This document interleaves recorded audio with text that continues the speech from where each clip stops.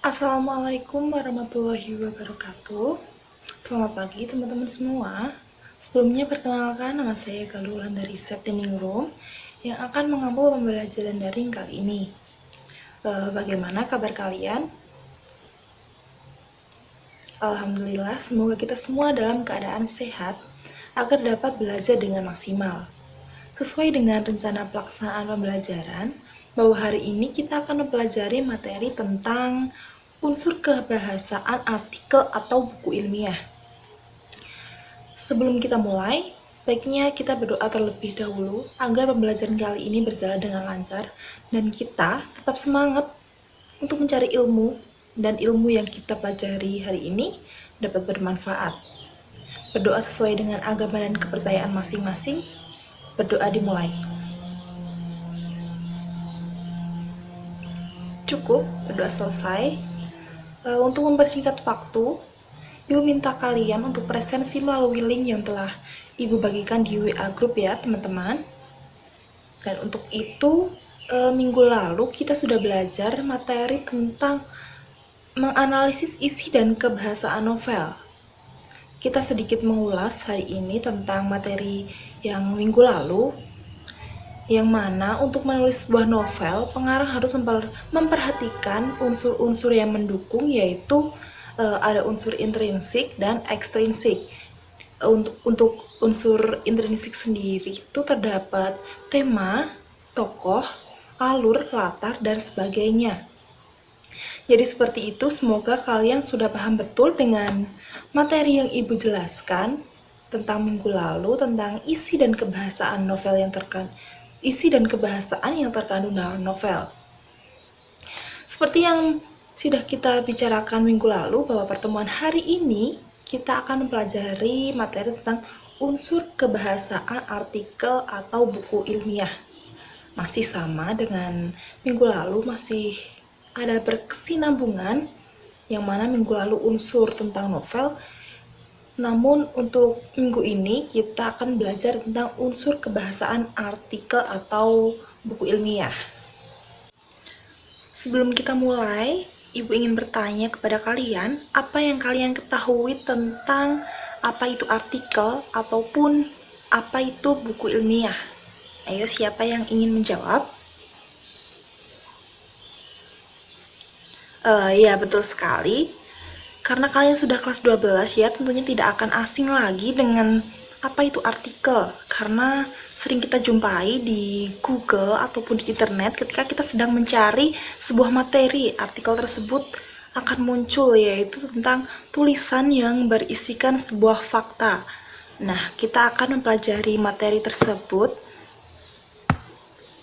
seperti yang sudah kalian lihat di layar Zoom, tentang pengertian artikel ataupun buku ilmiah. Jadi artikel adalah jenis tulisan yang berisikan pendapat, gagasan, pikiran, hingga kritik terhadap suatu persoalan yang tengah berkembang di masyarakat. Biasanya ditulis menggunakan bahasa ilmiah populer. Ini menurut tim Kemendikbud. Kemudian artinya, artikel adalah tulisan yang berisi pendapat mengenai fakta, fenomena, data, hingga kejadian tertentu yang ditulis menggunakan bahasa ilmiah, namun tetap ringkas dan ringan untuk dibaca di surat kabar, majalah, hingga media online. Nah, seperti yang sudah kalian ketahui sebelumnya, artikel ini sering muncul di media online ya, di internet dengan berbagai jenis tema seperti lingkungan, kesehatan, sejarah, dan lain-lainnya.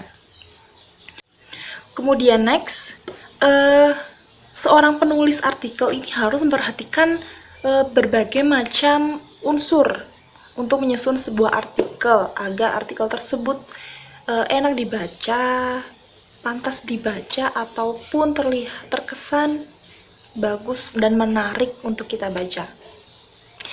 Jadi hal apa yang harus diperhatikan dalam artikel ataupun buku ilmiah? Yang pertama yaitu tentang unsur kebahasaan artikel, meliputi adverbial, konjungsi, dan kosakata. Yang kedua, kaidah kebahasaan artikel. Teks artikel juga memiliki kaidah kebahasaan, penanda yang menjadikan suatu teks menjadi artikel. Yang ketiga, pola penyajian artikel. Pola penyajian artikel yang dapat disesuaikan dengan kebutuhan penulis. Kita akan bahas dari satu persatu tentang dari yang pertama, yaitu tentang unsur kebahasaan artikel ataupun buku ilmiah. Untuk yang pertama ada adverbia. Adverbia merupakan satuan bahasa yang dapat mengekspresikan sikap eksposisi. Agar artikel dapat lebih meyakinkan pembaca, diperlukan ekspresi kepastian yang dapat dipertegas dengan penggunaan kata keterangan atau adverbia frekuentatif seperti selalu, sering, kadang-kadang, biasanya, sebagian besar, dan jarang. Next, yang kedua yaitu konjungsi. Konjungsi atau kata sambung adalah kata atau ungkapan yang menghubungkan dua satuan bahasa yang sederajat, yaitu kata dengan kata, frasa dengan frasa, klausa dengan klausa, serta kalimat dengan kalimat. Konjungsi ini terdapat 4 konjungsi. Untuk yang pertama, konjungsi untuk menata argumentasi, meliputi pertama, kedua, dan berikutnya. Untuk yang kedua, konjungsi yang digunakan untuk memperkuat argumentasi. Misalnya, seperti selain itu, padahal, justru, dan sebagainya. Kemudian yang ketiga, konjungsi yang menyatakan hubungan sebab akibat, seperti sejak, sebelumnya, dan sebagainya. Untuk yang keempat, konjungsi yang menyatakan harapan. Contohnya seperti supaya dan sebagainya. Untuk selanjutnya, kita akan pelajari tentang kosakata. Kosakata terdapat 9 kosakata. Untuk yang pertama yaitu aktual. Topik yang dibahas sedang menjadi pembicaraan orang atau baru saja terjadi.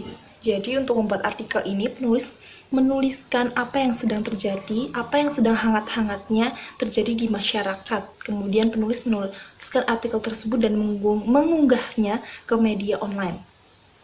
Kemudian yang kedua, fenomenal, yakni megah, besar, luar biasa, hebat, dan dapat dirasakan panca indera. Sehingga kita tertarik untuk membaca sebuah artikel tersebut jika artikel ini kita rasa tuh luar biasa. Kemudian yang ketiga, editorial. Artikel dalam surat kabar yang mengungkapkan pendirian editor atau pemimpin surat kabar. Yang keempat, imajinasi. Memberikan dan memancing daya pikir untuk membayangkan suatu peristiwa terhadap pembacanya. Jadi kita sebagai pembaca akan membayangkan seperti apa yang terjadi dari tulisan sebuah artikel tersebut. Untuk yang kelima, modalitas. Cara pembicara atau penulis menyatakan sikap terhadap suatu imajinasi dalam komunikasi antar pribadi, dibuat berkarakter atau menarik, seperti barangkali, harus, dan sebagainya. Untuk yang keenam, yaitu nukilan.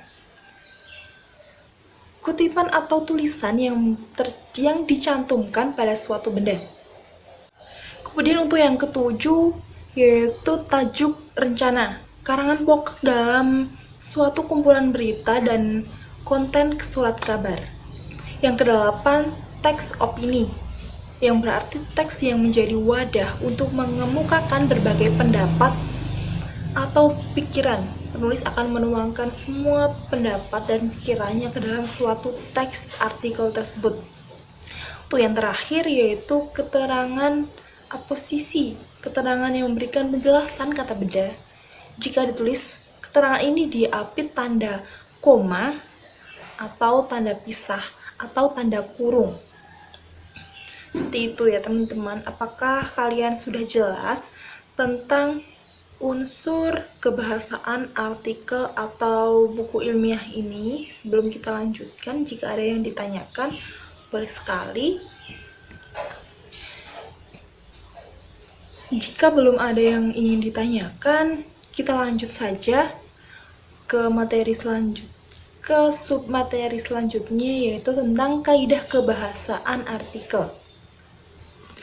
Kaidah kebahasaan artikel ini terdapat 9 kaidah. Untuk yang pertama yaitu menggunakan kata-kata denotatif, yakni kata yang bermakna sebenarnya. Kata itu tidak bermakna hal lain ataupun dilebihkan maknanya. Seperti kata konotatif. Namun sebagian artikel juga akan menggunakan kata konotatif untuk memperindah dan mempopulerkan tulisannya. Kemudian untuk yang kedua menggunakan kata peristilahan atau kata teknis yang berkenaan dengan topik pembahasan.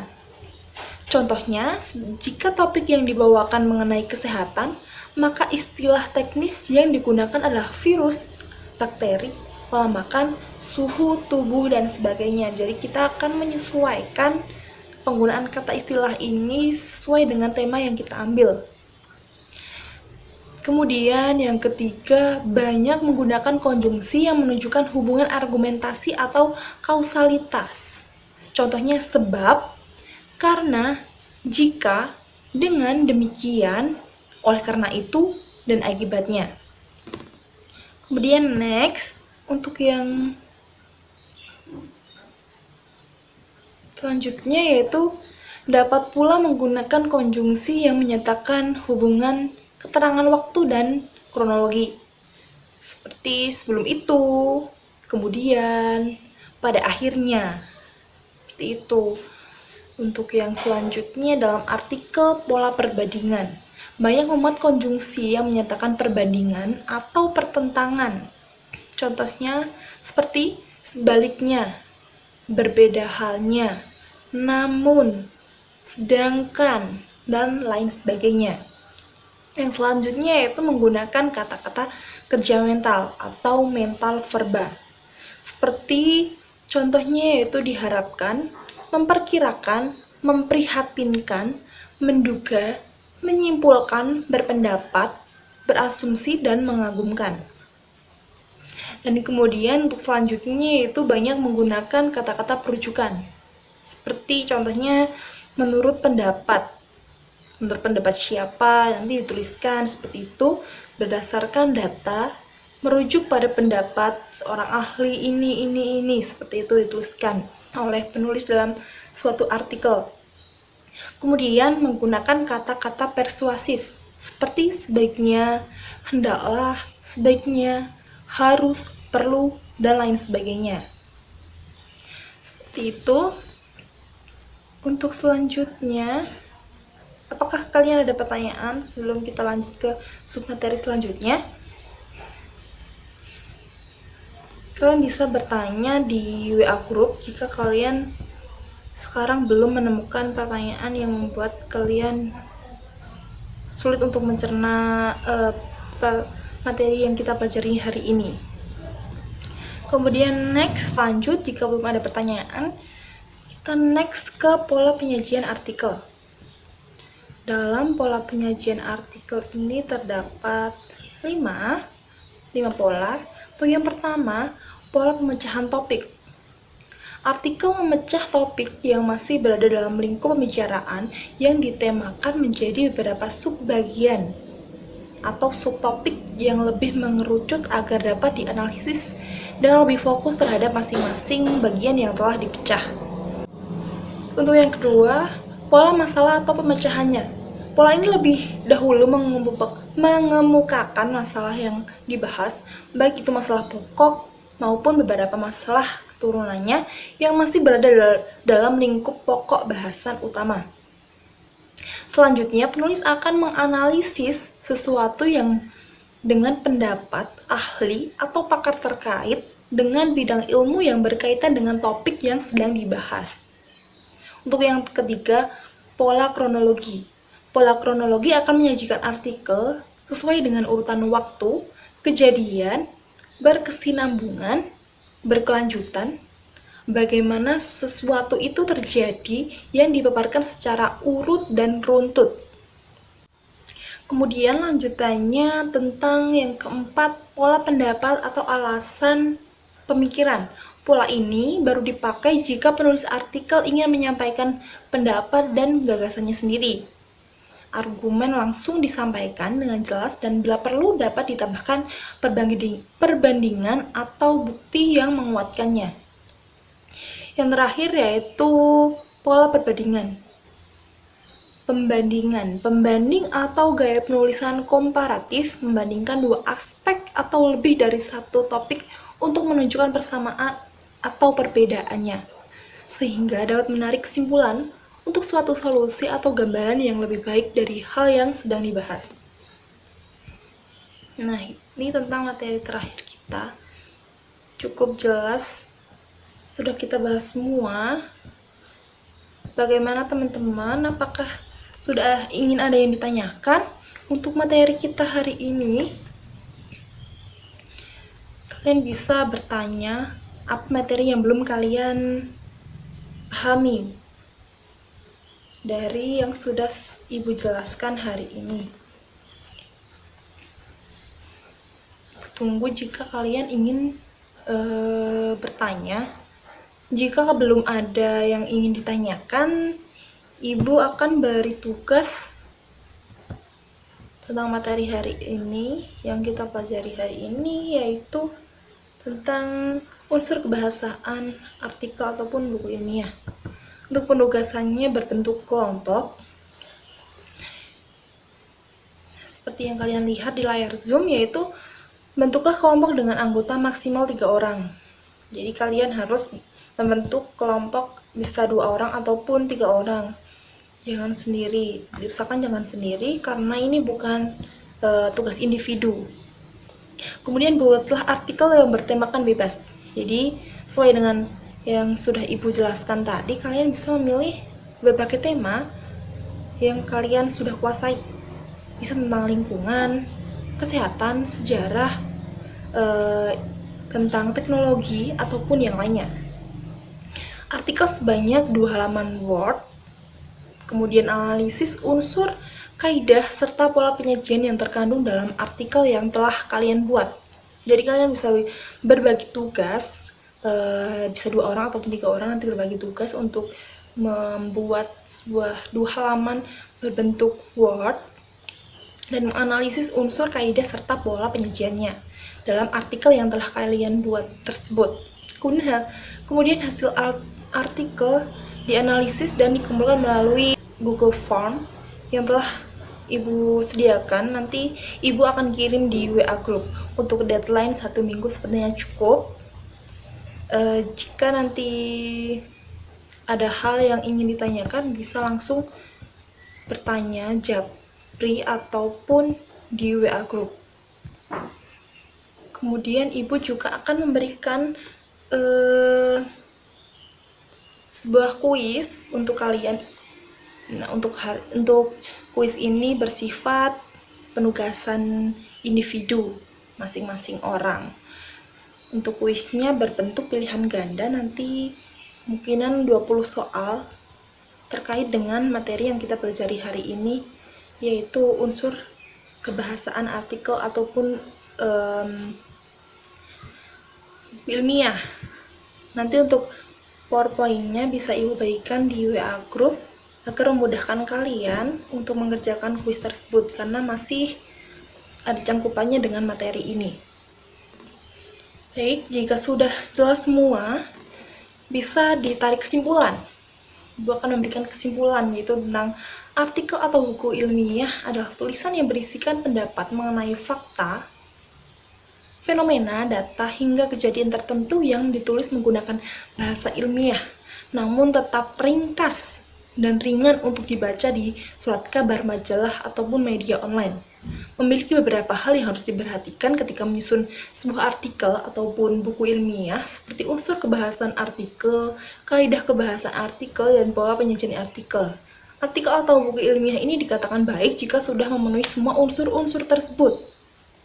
Jadi bisa buat referensi buat kalian yang akan melakukan membuat penugasan kelompok.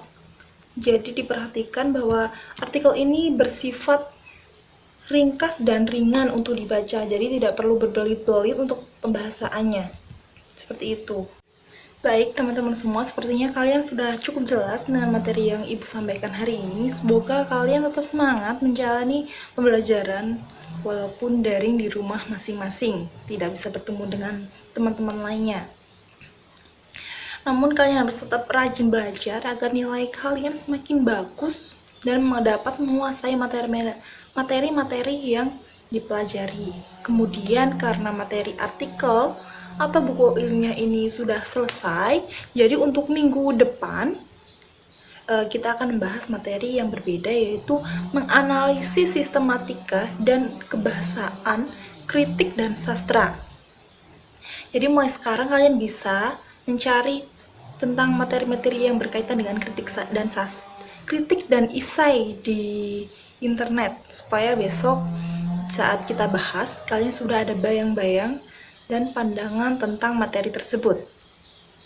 Baik, kita akhiri saja pertemuan pagi ini dengan berdoa terlebih dahulu. Untuk berdoa, dipersilahkan. Berdoa cukup? Baik teman-teman, saya minta maaf jika ada salah kata dalam penjelasan materi hari ini. Saya cukupkan. Sekian dan terima kasih. Wassalamualaikum warahmatullahi wabarakatuh.